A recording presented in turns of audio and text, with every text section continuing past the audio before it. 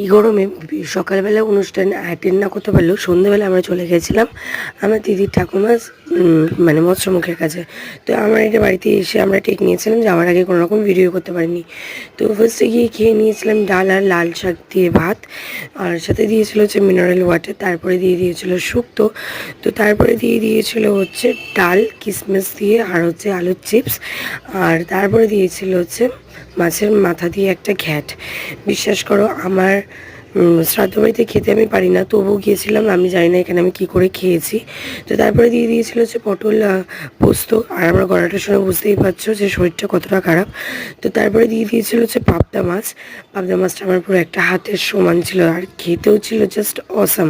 তো তারপরে দিয়ে দিয়েছিল হচ্ছে কাতলা মাছের কালিয়া, তারপরে দিয়ে দিয়েছিল চাটনি পাঁপড় মিষ্টি, তারপরে আরও কি দই ছিল, আরও রসগোল্লা ছিল, এগুলো আমি খাইনি। তো টাটা, দেখা হবে নেক্সট ভিডিওতে।